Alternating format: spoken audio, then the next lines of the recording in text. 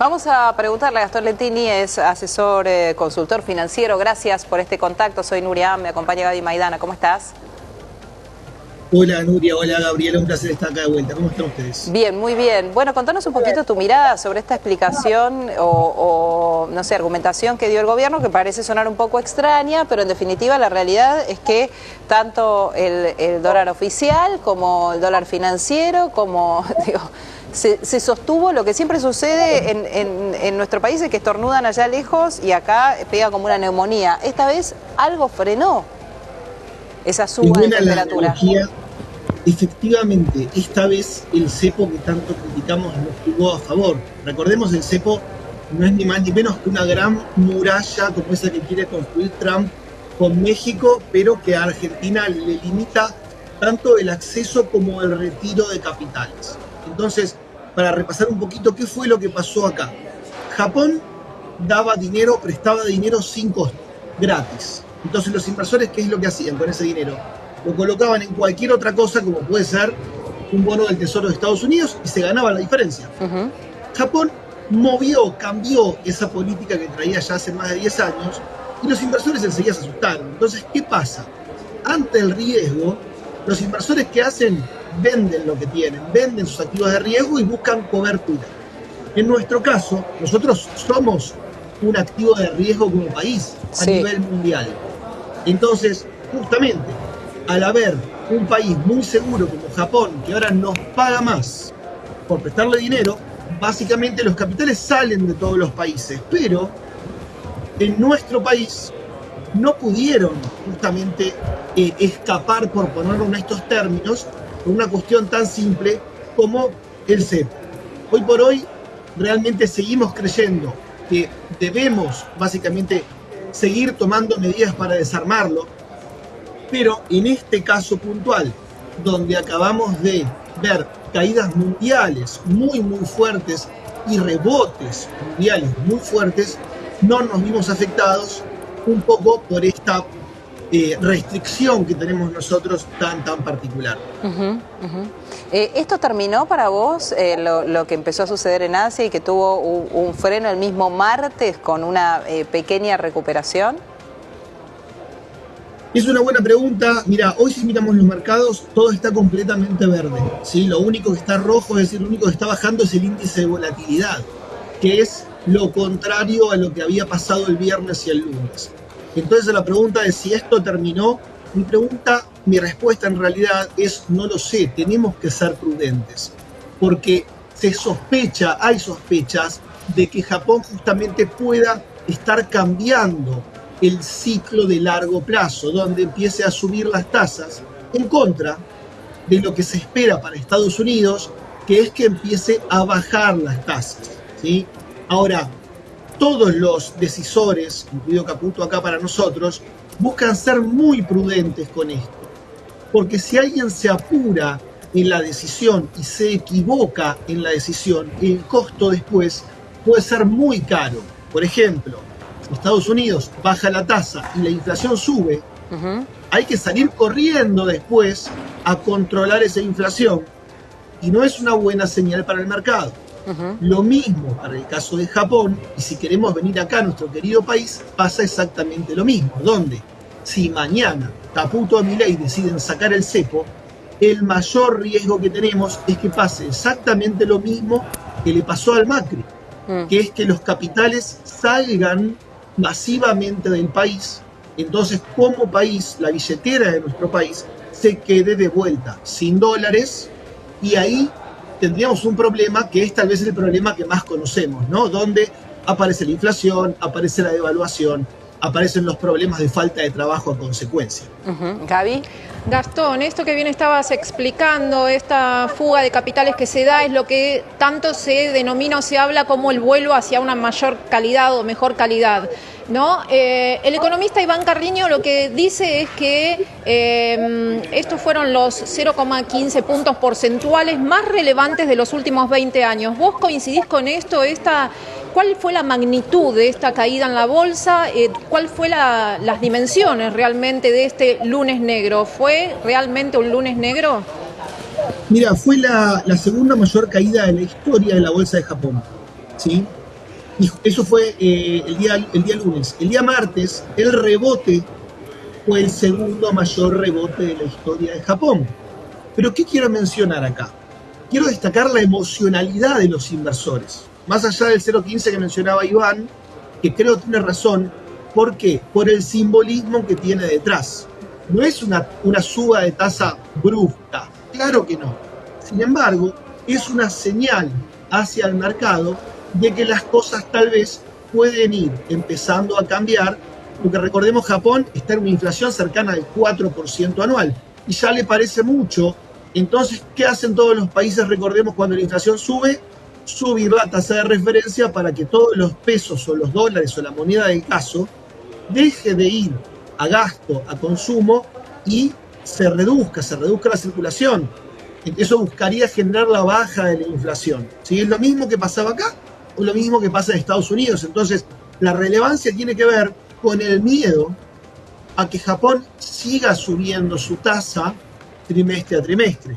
Ahí es donde tenemos que estar muy atentos, y es lo que generó esta reacción, que algunos dicen sobrereacción de parte de los inversores. Es algo que no pasaba hace mucho, pasó, y puede ser al inicio un cambio de paradigma.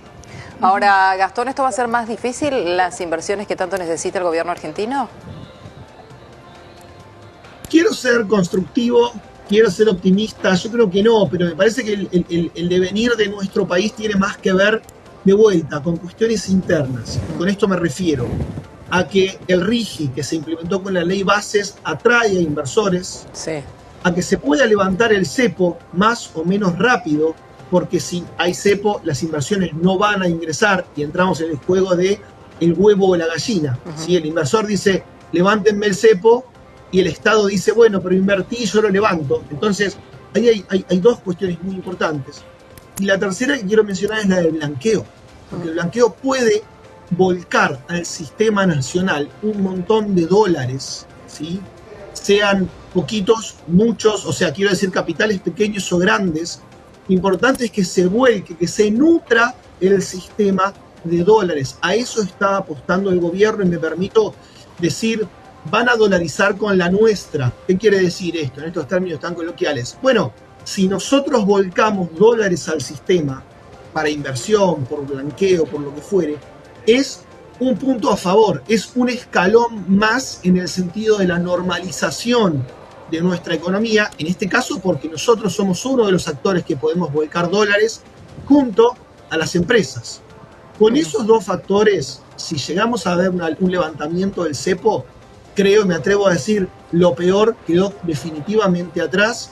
Y hoy hablaba en este día de San Cayetano, si Dios quiere, tenemos posibilidad de ver reactivar la industria. Vimos que se fue reactivando la construcción, y menciono esto porque son pistas para empezar a pensar que tal vez podamos empezar de vuelta a tener más trabajo, más posibilidades de trabajo y más puestos de trabajo abiertos para que toda esa gente que está queriendo trabajar pueda hacerlo. Te escucho muy optimista, y ojalá que pueda ser así, ¿no? Pero te escucho con una mirada positiva. Mira, busco justamente ser optimista, sin embargo basarme en los números. Ejemplo, si yo miro datos de inflación, los veo para abajo, correcto. Si yo miro despachos de cemento, vemos que volvieron a subir fuerte. Si miro capacidad de compra de los sueldos a través del índice que es el RIPTE, veo que empiezan a subir más los sueldos que la inflación. Sin embargo, en mi optimismo, no puedo dejar de pensar en nuestra historia. Entonces, soy optimista. No, y además sí. Hay un índice que nos falta conocer. Igual no quiero romper tu optimismo, porque yo también necesito ser optimista, y me lo digo todos los días, ¿no? Y uno trabaja con esa idea y con esa mirada. Pero digo, hay un índice que nos falta conocer a todos, que es el del empleo. Se perdieron muchos puestos de trabajo en el sector privado, sí, en el sector público, y después, digo, es distinto empleo con actividad que empleo con recesión. Sí, Nuria, ahí está buena la intervención. Yo creo que, así como soy optimista, soy también muy prudente. Y esto lo menciono porque todavía hay que ver qué pasa con nuestras deudas, qué pasa con el FMI, cómo se va a afrontar todos los pagos que el país tiene por delante. Creo que parte de la recesión estaba descontada en el análisis y en los justamente en las cuentas de los decisores. Eso estaba dentro de lo previsible. La licuación de sueldos muy fuerte, estatales, a privados, a jubilados nuevamente. Entonces, desde ese punto de vista, eso es una realidad, soy muy crítico con eso. También soy muy crítico con la intervención que se está haciendo en el mercado de cambios a través de la venta de dólares en el MEP, pero justamente en ese equilibrio es en el que busco transitar y comunicar. Tenemos que ser prudentes, creo que podemos ser positivos pensando en que lo peor ya pasó, pero tenemos que ir bien en este septiembre y octubre, a medida que se desenlace este nudo tan fuerte que es el que tenemos con el cepo, ¿sí? Entonces, quiero decir, septiembre, octubre van a ser los meses clave donde podemos definir si este optimismo se mantiene o tenemos que ser mucho más prudentes, cuidarnos mucho más y lamentarnos por lo que pueda haber salido mal. Gastón, no, quedan pocos meses, ¿no?, para llegar a fin de año y muchísimo menos tiempo queda para este septiembre, octubre que estás mencionando como para poder definirse estas cuestiones, ¿no? En tu relato bien optimista también dejaste ahí entrever qué pasa si Japón sigue subiendo la tasa de interés, ¿no?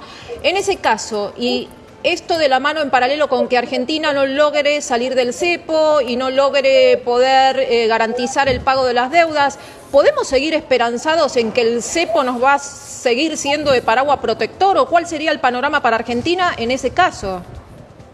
Mira, yo creo que todo tiene, si uno lo piensa como un estanque, ese equilibrio del agua tiene que ver con un montón de variables que juegan a la vez. No podemos pensar en desarmar una sin desarmar la otra. Quiero decir, en un escenario ideal, desarmamos cepo, llega blanqueo, llegan dólares, el RIGI trae dólares, renegociamos con el FMI, excelente. En el otro escenario, tenemos no renegociación con el FMI, tenemos más recesión, tenemos más falta de dólares. Entonces ahí va a haber, el gobierno tiene pocas herramientas y una va a seguir siendo mantener el cepo, mantener el ajustazo del gasto. Recordemos que no hay obra pública ya desde el año pasado. Entonces, son muchas menos las herramientas que tiene. Si bien ya han informado que mandaron el oro al exterior, han informado que mandaron dinero anticipado para pagar los intereses de deuda de enero, ¿sí? Ahí lo que vemos, me parece y destaco, es voluntad de pago. Lo cual es algo que queremos siempre que nosotros prestamos dinero a alguien como inversores o como personas. Voluntad de pago no puede faltar. Ahora bien, así como optimista vuelvo a ser prudente, necesitamos también que se den ciertas condiciones para garantizar esos pagos. Y acá me refiero a pagos de Bopreal, me refiero a pago de bonos como toda la tira de globales y bonares, que son los soberanos. Hay vencimientos que no son exageradamente altos, pero sí son altos, que no son inafrontables, pero sí son desafiantes. Entonces, en una segunda etapa, en un segundo semestre, donde la cosecha gruesa ya quedó atrás, el ingreso de dólares por el campo no es el mismo que en el primer semestre, necesitamos o que los privados, o que empresas, o que logremos exportar más para conseguir dólares, si no vamos a tener un escenario realmente muy desafiante. Gastón Lentini, asesor financiero, gracias por este contacto.